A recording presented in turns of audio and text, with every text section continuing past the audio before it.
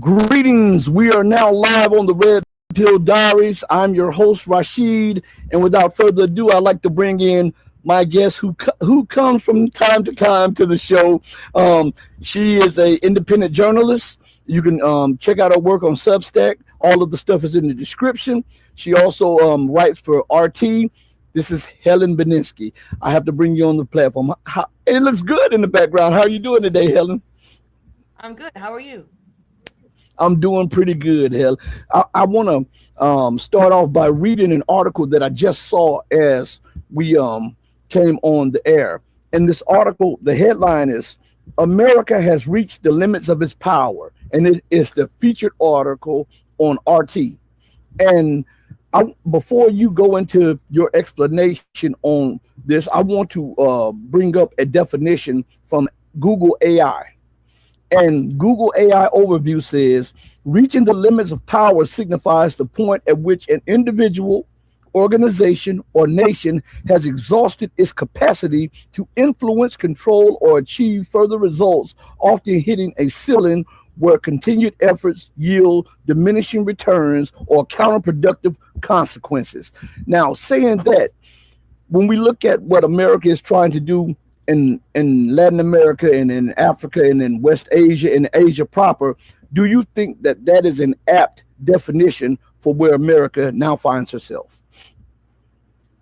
I think so, because it's been coasting. America has been coasting on its reputation for a long time now. Like, it's been known within certain circles of the military or certain circles of commentators that our weapons were not quite the best things in the world, or things that have never been never been seen before, as Trump is so fond of saying. Well, yes, it's like never been seen before in terms of like we spend this much money and we get this much results. But now the rest of the world has seen that. We've fallen flat.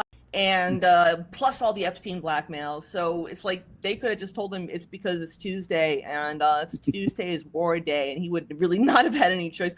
Like there's a lot of signs that he's kind of not all there mentally, but doesn't matter if he is or not. Either way, that is considered his best interest at this point. I was listening to a few pundits earlier today saying that the wealthy Israelis have bought a lot of land in Cyprus and Greece and others, and they're fleeing the sinking ship. And why are they doing that if they believe that Israel will continue to exist? Because we hear this all the time. Israel has the right to exist, as if the Palestinian state does not have the right to exist. What is your thoughts on the rats jumping ship, and what can be done to try to stop the ship from sinking? Well, they're hedging their bets. Obviously, like there's reports from all over the place, like Thailand, Georgia, all kinds of countries are saying that they've got an influx of these Israelis fleeing the nest. And I think that and remember, everyone in Israel has to serve in the military. So just because they're military age doesn't mean, oh, they're just tourists or they're just college students vacation. No, they're scouting. And so people need to be careful, because they will show up, they will take over your country. They are merciless. I'm going to say they're saying that there's a little screeching. I don't hear it, but they're saying there's a little screeching in your. I don't know what else I can do. I mean, like, if I try to run this on my usual browser, like, it doesn't work at all. So I'm running this on Safari, and there's no option to reduce background noise. So I don't know. I can try to let me see if there's any other options on here. Settings. While you're doing there's that, literally not. Here we go. No, browser not supported for background noise removal. I'm sorry. Okay. I don't know what to do. Guys, you're gonna have to deal with it for a minute. I'm sorry about it, but hey, you have to deal with it. Sometimes we deal with a lot of if I move a little inconvenience. further from the microphone, are you still able to hear me? Okay. No, I think it's better closer. Cool. But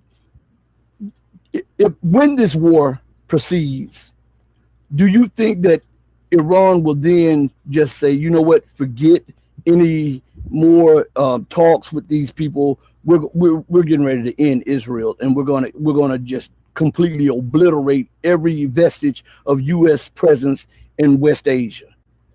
I see no reason why they shouldn't. I mean, the U.S. has proven it's not an honest negotiator. Like, Speaking Greek, but I refuse to learn Greek. the only way that you're going to make your point across to me is to learn Chinese and talk to me in the language that I'm familiar with. And if Russia and Iran does not pick up on that, and they don't understand that the empire will never yield, they will only, when they call for a ceasefire or a pause in hostilities, it's only to rest, rearm, and recalibrate. If they don't understand that, it will be to their detriment multiple times over. What do you say about it? I mean, unfortunately, I kind of agree. I mean, I've been thinking that Iran should just hit Dimona. I mean, they've shown that they can. They struck out like right outside the nuclear plant in Dimona, where Israel has all of its do they or don't they nuclear weapons, and Israel was unable to intercept that strike. So they've shown they can, but obviously when they do, there's going to be a great deal of nuclear fallout and whatever. But I hope that they have somebody on the inside of Israel, or they have some way to eavesdrop on what they're doing to know when Israel is about to launch its nuclear weapons, because Israel will launch those nuclear weapons. It's just a matter of when. I was honestly surprised they didn't do it yesterday, because it's the end of Passover, and I figured they're going to go full Samson option because they realize that the U.S. is trying to back out of this. And once the U.S. does back out of this, I mean, that's a big if. I don't think that the U.S. is necessarily going to. But if the U.S. military stands up and says, we are not going to die for Israel anymore, then you got a problem for being like UAA came out and said, oh yeah, we're going to keep prosecuting this war. It's like, dude, you don't have a leg to stand on. You guys are doomed. If you hit anything important of Iran's, they will wipe out your ability to sustain life. So the audience is saying, could you check your mic a little bit? They said they're getting a little feedback on it or whatever. Feedback. And maybe let me take out my earrings. They might be hitting the thing. Okay. Everyone, hold on one second. Yeah. So her camera is buffering a little bit, but I guess it'll catch up with us in just a second. Everybody, give it a second. This has been an all day stream for your friends, so give us a break, okay? She may have frozen. If she can hear us, Helen, go out and come back in because your camera has frozen. And we'll wait for you. Yeah. So everybody, listen. It is crazy, and I've tried to tell you guys over and over that the House of Saud are only Muslim in words. They are in this clique, and she's going out and she's coming back in. They're in this clique to try to make the Western world successful, even against all odds. And she's back in the booth, so I'm going to bring her back on the screen as soon as her picture pops up. I see her let's see. I see her in the booth, but I don't see her face yet. So as soon as her face, oh, there it is, right here. Her face is on, so I can bring her right back in the booth. So yeah, you're back on. So sorry about that. It's okay, but as I said, it is absolutely crazy how all of these nations are working behind closed doors to bring down Iran, because Iran is standing up against Western hegemony. And the last minute, knowing that Netanyahu was not going to agree. And it's interesting because, like, I consider Trump to be at this point basically a skin suit thinly stretched over like an Israeli automaton version of a Trump, because, like, I mean, he's had supposedly at least 3 shots that the U.S. has done to them multiple times by attacking the meeting place with those people in there. Because I think the highest contempt that America has committed against Iran is not only targeting the Ayatollah, the supreme leader, and killing him, but they did it at the beginning of Ramadan, and taking him out and spitting in the face of the religions, spitting in the face of the holy month. And then Trump goes out. Theoretically, yeah, use one of these countries they were going to bomb anyway, but they're just not going to do that. They don't.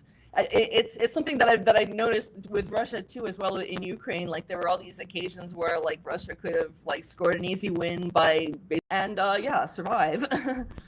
So I think their plan is to keep the masses distracted with foolishness and things that really don't matter, so that you can't focus on them as they steal the wealth and as they run the country into the ground. And I do believe that this is the last hurrah for the American Asset empire. stripping. It's complete asset stripping. They're stealing everything that's not nailed down, and then they're stealing the asset stripping. They're stealing everything that's not nailed down, and then they're stealing the nails.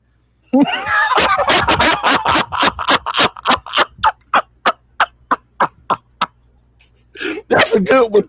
That is an absolute good one. I like that. I'm stealing that from you. Go for it. Go for it. American Asset empire. stripping. It's complete asset stripping. They're stealing everything that's not nailed down, and then they're stealing the nails.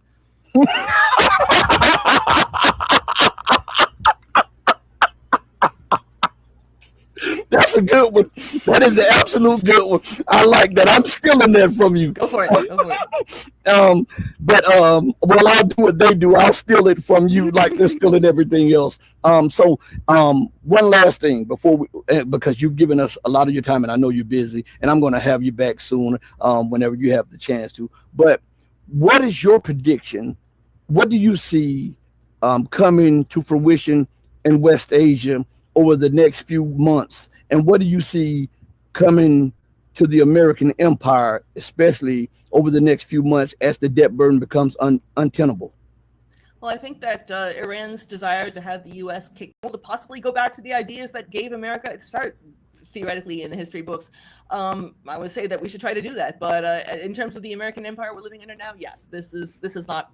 They don't have the muscle to enforce it anymore, and Iran has just made that very clear. For which I think we should all be very grateful. Iran should go down in the history books as being the great hero of our age.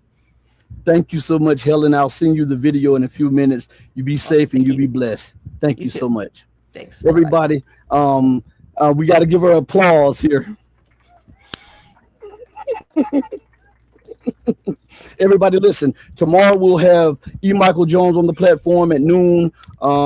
Sunday we're going to have a surprise. I don't know if it'll be Sunday or Monday, but I know next week we'll have Commodore Steve Jeremy on the platform, and we'll have Ambassador Chaz Freeman on the platform.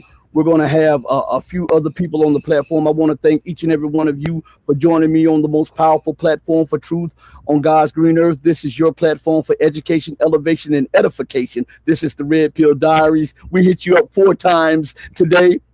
We gave you a quad hitter today. So I want to thank each and every one of you for joining me. And remember to do right by others, not because there's some material gain to be had or because some accolades to be had. Do right by others because it's the right, the humane, and the godly thing to do, because even when no one else is watching you, remember that God Almighty is watching you. As my late, great, and beautiful mother would always say, God sits high on the throne of power, but he looks low at the actions of man. Know that I love each and every one of you who loves truth, but know that the love that I have for you will always pale in comparison to the love that God has for you. Until we next speak again, stay strong, stay true, but above all things, remember to stay righteous. Hey, mama, your baby boy loves you more than life. Thank you, everybody.